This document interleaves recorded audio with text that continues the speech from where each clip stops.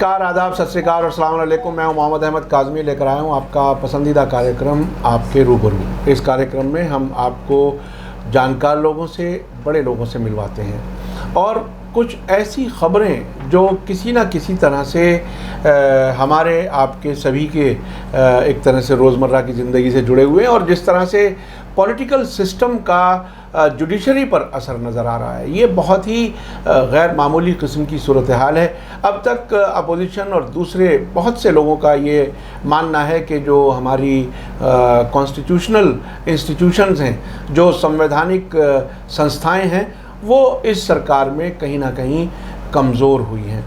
अभी हाल ही में Allahabad high court से एक बहुत ही दिलचस्प फैसला आया है और उसमें पंचगव्य के इस फ़ायदे और वो बातें बताई गई हैं कि शायद इससे आपको जिसे कहते हैं दुनियावी और आखिरत भी, यानी वो नरक और स्वर्ग वाला जो कॉन्सेप्ट है, हिंदुओं में इस तरह से, मुसलमानों में जहन्नम और जन्नत का एक कॉन्सेप्ट है। बहरहाल अपने अपने तरीक़े से सब लोग मानते हैं, उस तक पर भी इसका असर पड़ेगा।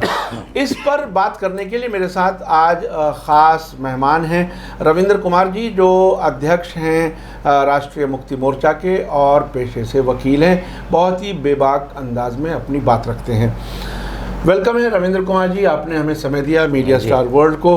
आप ये बताइए कि ये आप तो वकील हैं, एक लंबे अरसे से अदालतों को अंदर से बाहर से हर तरह से देख रहे हैं। इलाहाबाद हाई कोर्ट का वो कौन सा फैसला है जो एक तरह से बहुत से लोगों को विचलित कर रहा है और ये सोचने पर मजबूर कर रहा है कि क्या जुडिशरी इस हद तक सियासी हुक्मरानों की के ज़ेर असर है? मैं ग़ुलाम तो नहीं कहूँगा, क्योंकि बहरहाल क्या कुछ है, क्या फ़ैसला है, आप ये भी बताइए और क्यों ऐसा कुछ हो रहा है। अभी हाल ही में एक फ़ैसला इलाहाबाद हाई कोर्ट के जज शेखर कुमार यादव ने दिया और वो मुद्दा था कि एक मुसलमान व्यक्ति की जमानत का मामला था और उस पर यह आरोप था कि उसने गौ हत्या की है, गौकशी की है। अब जब उसकी जमानत याचिका उनके पास आई तो 12 पेज का न्यायाधीश महोदय ने जो फैसला दिया वो ऐसा अजीबोगरीब फैसला है कि लगता है कई बार या तो अपना सर पीट लो या कई बार लगता है कि ये आदमी जो है न्यायाधीश होने के योग्य नहीं है और हमारे जुडिशियल सिस्टम में बहुत बड़ी खामी है। जी जी। न्यायाधीश ने कहा कि गाय जो है उसको राष्ट्रीय पशु घोषित किया जाए, गाय को मारना गलत है। उन्होंने कहा कि गाय के घी से जो अगर यज्ञ किया जाए तो ऐसी विशेष किरणें निकलेंगी कि जिससे जो है बारिश होती है।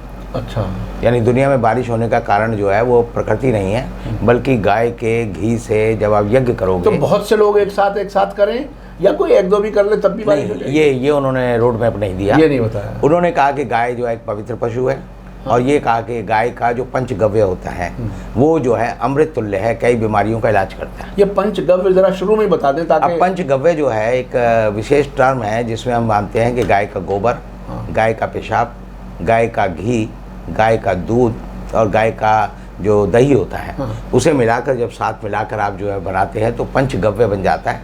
और इसका इस्तेमाल जो है हिंदुओं में ये मानकर किया जाता है कि अगर कोई व्यक्ति पापी हो गया है, अपवित्र हो गया है, जैसे कि गांधी जी के बारे में आता है कि जब गांधी जी इंग्लैंड पढ़ने गए तो उनकी माँ ने उनसे एक वचन लिया था कि तू जो है गऊ का मांस नहीं खाएगा। तो गांधी जी वहाँ गए तो वहाँ जिस हॉस्टल में रहते थे और बच्चे थे उसके साथ गांधी जी ने 1-2 बार गाय का मांस खाया और गाय का मांस उन्हें स्वादिष्ट लगा। जब स्वादिष्ट लगा, जब वो हिंदुस्तान लौट कर आए तो उनकी माँ ने उनसे कहा कि तू तो अपवित्र हो गया और उन्होंने उसको जो है पंचगव्य खिलाया मुँह में और उसके बाद जो है गांधी जी को उन्होंने कहा कि अब तू पवित्र हो गया। अच्छा। तो जैसे हमारे यहाँ धारणा है कि गंगा में आप पाप करो, गंगा में जब डुबकी ले आओ तो आप जो है पवित्र हो गए, आपके सारे पाप धुल गए।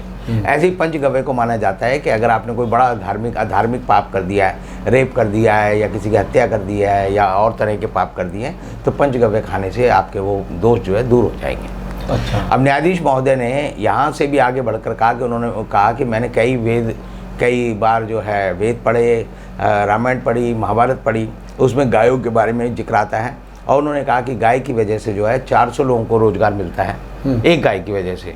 अच्छा, 400 लोगों 400 लोगों को। और वो गाय अगर मार दी जाए तो उससे 80 लोगों को भोजन मिलता है या रोजगार मिलता है। वो एक बार मिलता है। अब ये नहीं, ये उन्होंने हाँ, कुछ स्पष्ट नहीं किया इस बारे में। उनको एक मुझे लगता है एक बड़ी किताब लिखनी चाहिए जिसमें गाय के बारे में सारे रेफरेंस देकर वो कहें। और उन्होंने ये भी कहा कि ईसा मसीह ने भी कहा था कि गाय और बैल को मारना जो है इंसान को मारने के बराबर है। तो इस तरह की लंबी चौड़ी जब बात कही तो मुझे बड़ा धक्का लगा कि एक न्यायाधीश जिसका काम है सबूतों के आधार पर, तर्कों के आधार पर, वैज्ञानिक दृष्टि के आधार पर फैसला दे, वो ऐसी बात कैसे कह सकता है। तो तभी मुझे याद आया कि इनके गुरु हैं, वो भी एक न्यायाधीश थे जयपुर उच्च न्यायालय में, महेश चंद शर्मा। सबसे पहले उन्होंने कहा था गाय को जो है राष्ट्रीय पशु घोषित किया जाए।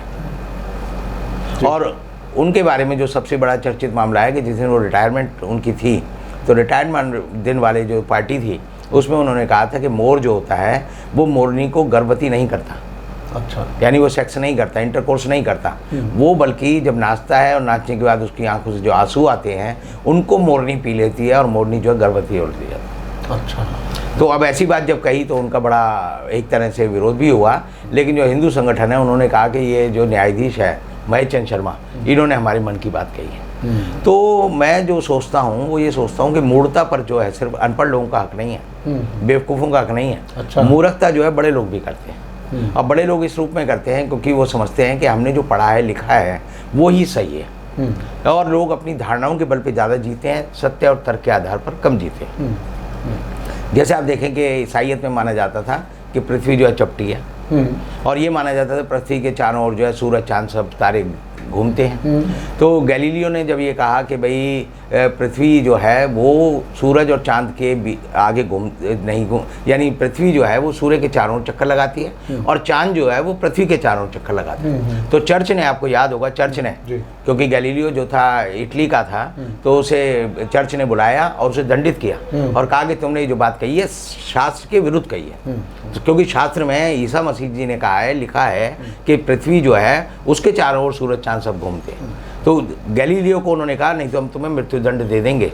तो गैलीलियो ने कहा कि ये नहीं जानते, और उसने जो है चर्च के दबाव में अपनी बात को मान लिया कि मैं अपनी बात वापस लेता हूँ। अच्छा। उससे पहले आपको याद होगा कोपरनिकस के बारे में, जैसे कोपरनिकस एक रोड है जो कि मंडी हाउस से इंडिया गेट की तरफ जाती है। जी। तो कोपरनिकस ने भी सबसे पहले ये कहा था कि पृथ्वी जो है अपनी धुरी पर घूमती है। पृथ्वी के बारे में उन्होंने कहा कि पृथ्वी और सौरमंडल में जो है सूर्य जो उसके केंद्र में है। और तब जो है लोगों ने गैलीलियो को भी, और ये जो हमारी रोड है कोपरनिकस रोड, तो कोपरनिकस को भी इस बात के लिए प्रताड़ित किया कि तुम गलत कह रहे हो। लेकिन जबकि सच बात यह है कि कोई भी चीज़ अगर तर्क से, वैज्ञानिक आधार पर और गणित के आधार पर सिद्ध हो सकती है तो उसे ही सही मानना चाहिए। जो वेद पुराण लिखे हैं वो जिस आदमी ने लिखे हैं उसका ज्ञान का स्तर कम हो सकता है, और उस पर अगर आप ये मानेंगे कि ऐसा होता है, जैसे बहुत सारे लोग आज भी मानते हैं कि इंसान को जो है भगवान ने बनाया, लेकिन साइंस कहती है कि इंसान जो है जब पृथ्वी बनी, जब पृथ्वी अलग से ठंडी हुई, उस पर जीवन पनपा, तो सबसे पहले कोश के जीव आए, फिर धीरे धीरे हमारा जो रूपांतरण है वो बंदरों से हुआ। तो अब आप कहेंगे जी हमारे जो बंदर हैं वो हमारे पूर्वज हैं, तो लोग नहीं मानते। तो वो कहेंगे जी हमारे पुराणों में लिखा है कि हमारे बंदर एक प्रजाति है, वो जानवर है, हम इंसान हैं। तो विकासवाद जो डार्विन ने प्रूव किया, डार्विन ने थ्योरी ऑफ इवोल्यूशन दी और दूसरा सिद्धांत दिया सर्वाइवल ऑफ द फिटेस्ट, कि जो समर्थ होगा वो जिंदा रहेगा, जो असमर्थ होगा वो विलुप्त हो जाएगा। लेकिन इसको ये जो धार्मिक ग्रंथ वाले लोग हैं ये नहीं मानते, और इसीलिए लोग ये अब बड़ी अचरज में हैं कि अगर इसकी हम साइटेशन दें, पहले हमें नहीं था साइटेशन गाय के बारे में, लेकिन अब साइटेशन अब हमें मिल गया है कि हम कह सकते हैं कि इलाहाबाद हाईकोर्ट के जज शेखर कुमार यादव ने ये कहा। हम ये कह सकते हैं कि जो राजस्थान हाईकोर्ट के जज हैं महेश चंद शर्मा, उन्होंने ये कहा। तो गाय जो है पवित्र जीव है, पवित्र, इसको मानना चाहिए। और इसलिए जो गाय के लेकर जो जुडिशरी का जो रुख है वो मुझे बड़ा विचलित करने वाला है। आपने एक खबर पढ़ी होगी, बहुत पहले गुजरात में आई थी कि गाय को घूरने पर 6 महीने की सजा होगी। गाय को घूरने पर? घूरने पर। अच्छा, घूरने का फैसला कौन लेगा? ये तो गाय लेगी। और गाय बयान कैसे देगी? अब ये तो गाय, वो जो जज होते हैं, जैसे आपने कहा डिवाइन, उनकी एक लैंग्वेज होती है, देवीय भाषा, तो वो बता देंगे कि गाय को घूर रहा था ये आदमी। जज समझ लेगा गाय की जबान। मतलब तो यही नहीं, मतलब क्या, जिन लोगों ने हो क्या रहा है ये? देखिए गाय को घूरने, देखिए अब अभी तक तो मुझे हंसी इसलिए आ रही है, मैं बिल्कुल कोशिश करता हूँ कि पत्रकारिता ईमानदारी से करूँ और पूरी तरह से, और किसी की के भी ख़िलाफ़ या किसी के हक़ में ना जा कर के। लेकिन देखिए अभी तक ये कहा जाता था, ठीक है, इसका एहतराम करना चाहिए, रिस्पेक्ट करना चाहिए। हिंदुओं में गाय को रिस्पेक्ट गौ माता कहा जाता है, हमें सबको रिस्पेक्ट करना चाहिए। मैं आपको बता दूं कि मुसलमानों में अक्सर उलमा की सब कॉन्टिनेंट में ये राय है, बाकायदा राय है कि हमें गाय को नहीं काटना चाहिए, चूँकि ये हमारे मुल्क का कानून उसके ख़िलाफ़ है, और अगर जिस मुल्क में हम रहते हैं वहाँ उस कानून पर चलना हमारा फ़र्ज़ है। तो नहीं, ऐसा नहीं है। हाँ, गाय को काटना जो है हिंदुस्तान में बैन नहीं है। हाँ। आज भी जो है 28 स्टेट है हमारे। हाँ। पहले 29 थे, जम्मू कश्मीर को 2 हिस्से में बांट दिया, तो 28 स्टेट और जो 8 यूनियन टेरिटरी अब हैं। हाँ। तो उनमें आप देखेंगे 10 में गाय को काटने का कानून है। गोवा में अब गाय कटती है, केरल में कटती है, तमिलनाडु में कटती है, आंध्र प्रदेश में कटती है, नॉर्थ ईस्ट में कटती है। खुद बीजेपी कहती है अपने इलेक्शन मैनिफेस्टो में हम गाय का मांस जो आपको सप्लाई करेंगे। और हिंदुस्तान जो है मोदी जी के राज में दुनिया का नंबर 1 यानी बीफ एक्सपोर्ट कंट्री बन गया है। हम जो है पहले जो है हिंदुस्तान से आप समझिए 3.5 बिलियन जो है एक्सपोर्ट करते थे डॉलर में। आज हम जो है 4.5 बिलियन करते हैं। यानी हम जो है मनमोहन सिंह के टाइम में 9,000 करोड़ का जो है बीफ एक्सपोर्ट करते थे। और उसमें जो है और उसमें ये भी कहा जाता है कि वो सारे कारोबार करने वाले जैन और हिंदू और खुद आरएसएस के लोग हैं। देखिए देश का सबसे बड़ा स्लॉटरिंग जो फैक्ट्री है वो अल कबीर है। और अल कबीर से लगता है जैसे मुसलमान का कोई नाम है या मिडिल ईस्ट का कोई नाम है। उसका जो मालिक है वो सब्रवाल है। उसकी फैक्ट्री कहाँ पर है? सबसे बड़ा हिंदुस्तान में गोकशी या जानवरों को गाय भैंस को काटने का जो कारखाना है वो हैदराबाद में है। और उसका मालिक बम्बई में रहता है और वो हिंदू है। तो जितने भी 10 बड़े स्लॉटर फैक्ट्रीज हैं जो एक्सपोर्ट हाउस हैं वो सारे के सारे जो गाय को काट रहे हैं, वो गाय को काट रहे हैं। सबके नाम मुसलमानों पे हैं और सबके मालिक जो है हिंदू है। कंपनियों के नाम मुसलमान जैसे लगते हैं। आपको सारी बात लगेगी, क्योंकि इन्हें मिडिल ईस्ट वगैरह में सब जगह बेचना भी है, इसलिए वो ब्रांडिंग उस तरह की करते हैं। और देखिए अगर हम ये धार्मिक विश्वास को छोड़ दें तो हर चीज़ का एक आर्थिक पक्ष भी होता है। आर्थिक पक्ष ऐसा होता है कि मुझे एक चुटकुला याद आता है कि एक आदमी के घर उसका एक दोस्त मिलने आया, तो उसने कहा भाई रमेश तो मेरे बेटे क्या करते हैं? उसने कहा बड़ा वाला बेटा इंजीनियर पास कर चुका है, दूसरा जो है एमए पास हो गया, तीसरे ने अभी हिस्ट्री में जो है ग्रेजुएशन की है, और उसने कहा चौथा जो है बड़ा निकम्मा है। उसने कहा ये निकम्मा क्यों, क्या करता है? बोला ये चोरी करता है। अच्छा। तो उसने कहा तेरे 3 लड़के इतने होनहार हैं, ये एक नालायक को तूने घर में क्यों रख रहा है? ये चोर को बाहर निकाल दे। बोला बाहर तो निकाल दूँ लेकिन घर का खर्च तो यही चलाता है। अच्छा, ये अच्छा, मैं जो बहुत ही इंटरेस्टिंग बात आपने कही, मैं जो कहने की कोशिश कर रहा था, बीच में बात ज़रा दूसरी तरफ चली गई कि गाय को घूरने के बारे में, यानी सिर्फ आंखें खोल के ऐसे अगर आप देख लो तो उस पर भी मुकदमा चलेगा, उस पर सज़ा मिलेगी। बिल्कुल। तो ये देखिए देश के कहाँ लेके जा रहे हैं। खैर, तो अब आप ये बताइए कि ये बहस कहाँ जाकर के रुकेगी आखिर? जो आप बता रहे हैं कि मूर्खता का हक अनपढ़ लोगों का ही हक नहीं है, मूढ़ता। जी, मूढ़ता। आखिर ये क्यों आ रही है? इसका सियासी एंगल है क्या चीज़? नहीं, सियासी एंगल नहीं है। देखिए दुनिया जो है, दुनिया में तरक्की उस देश की होगी जो साइंटिफिक आधार पर सोचेगा। हमने जब अपना संविधान बनाया उसमें भी लिखा कि नागरिकों के कर्तव्य हैं कि लोगों को सरकार जो है साइंटिफिक दृष्टिकोण देगी, रैशनल तर्क, लॉजिक, गणित की। लेकिन हमारी ये सरकार जो है ये मूर्खता बनाना चाहती है। अभी आपने पढ़ा होगा कि उत्तर प्रदेश में 100 ऐसे स्कूलों को बंद कर दिया गया जो जहाँ विज्ञान की पढ़ाई होती थी। अभी जो नई एजुकेशन पॉलिसी आई है उसको भी आप पढ़ेंगे तो आप जो है बच्चे को गणित नहीं सिखा रहे, अल्फ़ाबेट नहीं सिखा रहे। वो कहती है कि बच्चे को पहले सांस्कृतिक ज्ञान दिया जाएगा, उसको आध्यात्मिक बनाया जाएगा, बच्चे को जो है पुराने वेद पुराण उनमें जो कहानी है वो सुनाई जाएंगी। तो और संस्कृत एक मूल भाषा होगी। तो एक तरह से ये सारी चीज़ आपको मेक बिलीव। आदमी क्या होता है? आदमी जो है जो पढ़ता लिखता है, जो ज्ञान अर्जित करता है उसी के हिसाब से सोचता है। बहुत सारे लोग जो है जो चीज़ सोचेंगे, जैसे कि अरस्तु के बारे में कहा जाता है कि अरस्तु ने एक बार यूनान में ये लिखा कि भाई आदमी के 32 दांत होते हैं, औरत के नहीं होते।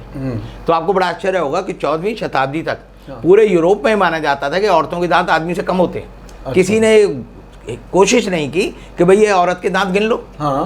ये सब 1 मिनट में पता चल जाए। तो 14वीं शताब्दी तक ये नहीं माना गया पूरे यूरोप में कि औरत के दांत भी 35 हो सकते हैं। जी। तो जो है कई बार अपने जो मेक बिलीव होते हैं ना, जो आपके बचपन के कुछ विचार होते हैं, वो हर बच्चे को क्यों अपनी माँ अपनी सबसे अच्छी लगती है। हर आदमी कहेगा my daddy is best, my mother is best, वो इसे कहते हैं क्योंकि आप उसका लगाव होता है, जुड़ाव होता है। तो इसी तरह लोग अपनी जो धार्मिक आस्थाएं हैं उनमें इतने रम जाते हैं कि वो उसे नहीं सोचते कि ये गलत हो सकती है। और इसीलिए गलत, जैसे बहुत सारे लोग आज भी कहेंगे बच्चे भगवान की देन है, तो ये नहीं कहते कि बच्चे हमारी मेहनत का नतीजा है। वो उस बात को उस तरह से कह देते हैं, तो कई बातों को छिपाने के लिए भी कर देते हैं, वो उनके लिए एस्केप रूट बन जाता है। और उस एस्केप रूट पे चलना लोगों को बड़ा आसान लगता है, क्योंकि चीज़ों को तथ्यात्मक रूप से करके देखना बड़ा मुश्किल है। आप कहो कि एक बहुत बड़ा कुत्ता था जिसकी पूंछ जो है 10 फीट की थी, तो लोग मान लेंगे आपकी बात को, हो सकता है, लेकिन कोई ये नहीं कहेगा, बिल्कुल कार्टून की तरह से सोचने लगेंगे। बस कि जी उन्होंने कहा है, गुरु जी ने कहा है, या हमारे महंत ने कहा है, या हमारे पादरी ने कहा है, मौलवी ने कहा है, जो सच का होगा। जी। तो इसीलिए जब भी हम उदाहरण देते हैं तो उदाहरण इसीलिए देते हैं, उदाहरण मेरा होगा, मैं कह दूंगा सुकरात ने कहा था। तो आप जब लोग समझेंगे कि वाकई, ताकि आपकी बात मजबूती से मान ली जाए। नहीं, इससे दो बात सिद्ध हो जाती है। पहला तो वो समझेगा इसे वेद पढ़ा है, इसे सुकरात को पढ़ा है, इसे रामायण पढ़ी है। मैं आज भी दावे के साथ कहता हूँ, ये जो जज साहब हैं शेखर कुमार यादव, इन्होंने वेद नहीं पढ़े। इन्होंने वेद में अगर पढ़ा होता तो ये पता चलता है ना कि यज्ञ में जो है पशुओं की, गाय की वहाँ पर आहुति दी जाती थी, गाय को काटा जाता था। जैसे वेद में शब्द आता है श्रमण, श्रमण का मतलब होता है गाय का जो काटता है, वो श्रमण जो है अब जिसे कहते हैं। हाँ, अब वो शर्मा हो गए। अच्छा, जो उस समय शर्मण करता था, शर्मण घटते घटते वो शर्मा बन गया। अच्छा, तो मतलब ये पंडित लोग, जो आज पंडित लोग शर्मा जी ने कहा जाता है, जो यज्ञ करता था वो वेद करता था। और वो श्रमण जो उसकी आखिरी क्रिया होती थी वो करता था। ऐसे अश्वमेघ यज्ञ, अश्वमेघ यज्ञ तो उस वक्त क्या वो मीट खाने के लिए काटी जाती थी? भाई जब वो खाई जाएगा और क्या किया जाएगा, प्रसाद जब वो बन गया तो प्रसाद तो मीट नहीं रहा ना। नेपाल में बहुत से अब भी मंदिर हैं जहाँ भैंस जो है वो काटी जाती है, बलि दी जाती है। अभी भी हमारे यहाँ भी बहुत जगह है, लेकिन वो छुपके करते हैं, पहले खुले में करते थे। आप ये देखिए, जब अश्वमेघ यज्ञ होता था तो उसमें जो घोड़ा होता था, जो जीत के आता था, उसका भी बाद में जो है उसका एक तरह से वध किया जाता था और उसे खाया जाता था। और घोड़े का मांस आपको समझो, जैसे हमारे यहाँ जो है गौ मांस पर रोक लगी है, घोड़े का मांस खाना जर्मनी में आज भी बैन है, क्योंकि वो मानते थे कि घोड़े जो है सबसे जरूरी है लड़ाई लड़ने के लिए। तो वहां पर जो है सेकेंड वर्ल्ड वॉर में 5 लाख घोड़े मारे गए थे। अच्छा। तो 5 लाख घोड़े जो है वहां पर घोड़े कम ना हो जाए और सेना के लोग जब रसद नहीं मिलती थी तो घोड़े को मारकर ना खा जाए, वहां पर एक रोक लगाई हुई है। और आज भी जर्मनी में घोड़े का मांस जो है खाना, गाय के मांस खाने की तरह वहां पर प्रतिबंधित। उसको भी कहीं धर्म से जोड़ दिया वहां पर? नहीं, धर्म से नहीं, वो एक तरह से एक लॉ बन गया और एक तरह से लोगों ने समझ लिया कि भाई हम नहीं खा सकते। तो यहाँ भी लॉ बनाने वाली बात है कि गाय का मांस हम नहीं खाने देंगे आपको अभी भी। इसीलिए आप देखेंगे तो मेरे एक मित्र हैं बहुत करीबी, वो बंगाल गए, तो बंगाल में जाके उन्हें बड़ा अपवित्र लगा कि वहाँ पर लोग जो है गाय का मांस काट कर खाते हैं। तो उन्होंने कहा ममता दीदी जो है वहाँ पर जो है एक तरह से हिंदू धर्म के खिलाफ जो है गाय को गोकशी को बढ़ावा दे रही, जबकि एक परंपरा है उनकी। आप देखिए स्वामी विवेकानंद भी, उन्होंने भी कई बार मांस खाया है। उनके जो गुरु थे रामकृष्ण, वो भी खाते थे, क्योंकि वहाँ एक परंपरा है। जैसे कि आप देखेंगे कि वहाँ ठाकुर जी, ठाकुर मतलब विष्णु जी को जो है जलतोरी का प्रसाद चढ़ाते हैं। जलतोरी वो उसको बोलते हैं मछली को। अच्छा, हाँ, वहाँ तो बिल्कुल वेजिटेरियन की तरह से ही मानी जाती है। वेजिटेरियन नहीं, it's a part of their life, it's a part of their food habit, staple food है वहाँ। और उसमें देखिए आप कि जब दुर्गा पूजा होती है वहाँ पर बंगाल में, और दिल्ली में भी जो दुर्गा पूजा करते हैं, आप चित्तरंजन पार्क वगैरह में जाएंगे तो वहाँ पर जो है जब दुर्गा पूजा शुरू होती है तो वहाँ सारे मांस मिलते हैं। यानी हिंदू जो है शाकाहारी होते हैं, उन दिनों में जो है अपना व्रत रखते हैं, और वहाँ पर आपको मुर्गा मीट सब मिलेगी और लोग खाते हैं और चढ़ाते हैं। अच्छा, देवी को चढ़ता है। क्या उसमें बीफ भी होता है? बीफ का तो दिल्ली में इसलिए नहीं क्योंकि दिल्ली में रोक है, लेकिन बीच बीच में खबरें जरूर आती हैं, क्योंकि बीफ को लेकर अभी तक गवर्नमेंट ने कोई चीज़ क्लैरिफाई आज तक नहीं की है। क्योंकि आप एक बात समझिए कि अगर गाय को काटेंगे और भैंस को काटेंगे और उसकी खाल को अगर हटा दें तो दोनों के मांस में आप फर्क नहीं कर सकते कि गाय का मांस है या भैंस का मांस। सिर्फ स्वाद के मुताबिक बता सकते हैं आप कि गाय का मांस जो है दुनिया में सबसे ज़्यादा खाया जाता है, क्योंकि वो सबसे ज़्यादा लजीज होता है और सबसे ज़्यादा हेल्थ के लिए बढ़िया माना जाता है। आप जैसे ऑस्ट्रेलिया चले आए, ब्रिटेन चले आए, वहाँ बड़ी बड़ी, मैंने देखा है, आप समझिए एक पूरी मार्केट है जिसमें गाय का मांस जो है टनों के हिसाब से मिलेगा। और वो उसमें हर चीज़ मिलेगी, गाय का कौन सा हिस्सा आपको चाहिए, आप पुट्ठे चाहिए तो पुट्ठे मिलेंगे, बैक का हिस्सा चाहिए तो बैक का मिलेगा। तो इस तरह की चीज़ें वहाँ मिलती हैं। और वहाँ भैंस नहीं होती, यानी आप देखिए पूरा ऑस्ट्रेलिया में भैंस नहीं पाली पाली जाती है। जी जी जी। हाँ, और ब्रिटेन में भी देखेंगे वहाँ भी भैंस ही पाली हाँ, जाती है। तो गऊ का मांस जो है वो खाया जाता है, और हर खिलाड़ी जो है गऊ का मांस खाता है, वो इसलिए माना जाता है क्योंकि इसमें रिच प्रोटीन आपको मिलता है। हिंदुस्तान की सरकार चाहती है कि हिंदुस्तान में गोकशी हो, लेकिन हिंदुस्तान के लोग ना खाएं। तो इसका पक्ष क्या है, वो आर्थिक पक्ष है। हाँ। सरकार को नोट नजर आते हैं। जी। मोदी सरकार में अगर हिम्मत हो और वो कहे कि जी हमें जो है गोकशी पे रोक लगानी है, तो उसे एक्सपोर्ट पे रोक लगा देनी चाहिए। भाई हम इतने बड़े देश सही हैं। ईमानदारी तो यही होगी कि जब आप जिस चीज़ को गुनाह मानते हैं, गलत मानते हैं, अपवित्र मानते हैं, अधार्मिक मानते हैं, तो उस पर पाबंदी लगानी चाहिए। पाबंदी लगा दे, एक्सपोर्ट ना करें। हाँ। ना कटेगी ना एक्सपोर्ट होगा, उससे गवर्नमेंट को पता चल जाएगा। लेकिन उससे क्या होगा, उससे होगा कि सड़क पर जो है गाय की बर्बाद आ जाएगी। अभी भी हिंदुस्तान में जो है आप देखिए 12 करोड़ अगर गाय हैं, पशुधन है, तो उसमें से हम लोग जो है हर साल जो है 1 करोड़ गाय काटते हैं। 1 करोड़ गाय काटते हैं हम। और 1 करोड़ गाय कटने का मतलब है कि वो जो है हिंदुस्तान का आदमी ना खाए। गाय का मांस खाने से आदमी के शरीर को सबसे अच्छा प्रोटीन तुरंत मिलता है। जब आदमी बहुत बीमार होता है, जो इंजेक्शन आते हैं, जैसे आप समझिए कि ये कई बार बताया जाता है कि गाय की चर्बी या उसके इंजेक्शन। जी जी। अरे आप देखिए, जो इंसुलिन का इंजेक्शन होता है गाय के ही उससे बनता है। अच्छा। पेनक्रियास में जो इंसुलिन होता है उससे बनता है। जी। और वो कहाँ से आता है? हम उन गायों को मारते हैं, उनके पेनक्रियास को निकाल देंगे, उसमें से वो निकाल लेंगे और दवाई के रूप में लगा लेंगे। तो हर आदमी जो चीनी खाता है, चीनी में क्या होता है, गाय की हड्डी और भैंस की हड्डी जो बड़े बड़े हार्ड होते हैं, उनके जो चूरा मिला जाता है वो आपकी उसमें डलता है, और इसलिए आपकी चीनी फैक्ट्री चल रही है। आप किसी भी चीनी फैक्ट्री से पूछो जी हड्डी का चूरा कहाँ से आया, पता चल जाएगा जी जहाँ से सप्लाई हुआ वहाँ गाय कटी है। तो ये सारी बातें जो है हिंदुस्तान के न्यायाधीश, यानी हम सभी, चाहे हिंदू मुसलमान किसी भी धर्म के लोग हों, इंसुलिन अगर कोई ले रहा है तो वो गाय का वो ले रहा है। और चीनी जो खा रहा है, जैसे कि आपने बताया, चीनी में भी गाय की भैंस की हड्डियां शामिल हैं। तो ये अपने आप में बहुत ही रियलिस्टिक होकर के अगर सोचा जाए तो बिल्कुल मुख्तलिफ है। और जिस नहीं, मैं एक बात तो कहना चाहूँगा, जैसे यूपी में आप देखेंगे कि वहाँ पे गाय पे काटने पे रोक लगा दी, जहाँ लगा दी। वहाँ गायों की हालत ये हो गई, जब वो दूध नहीं देती तो जो किसान है वो करे क्या उसका? वो उसे मार नहीं सकता, उसे बेच नहीं सकता, उसको वो जो है उसे पालता नहीं, तो वो छोड़ देता उन्हें सड़क पे आवारा। अब गाय को आवारा छोड़ देगी तो उसे तो खाना चाहिए। एक गाय जो है समझिए 6 साल जो है तकरीबन दूध देती है, बच्चा देने के बाद अगर उसके बच्चे होते हैं, उसके बाद वो 6 साल उसका जीवन जो है चारा खाने का होता है।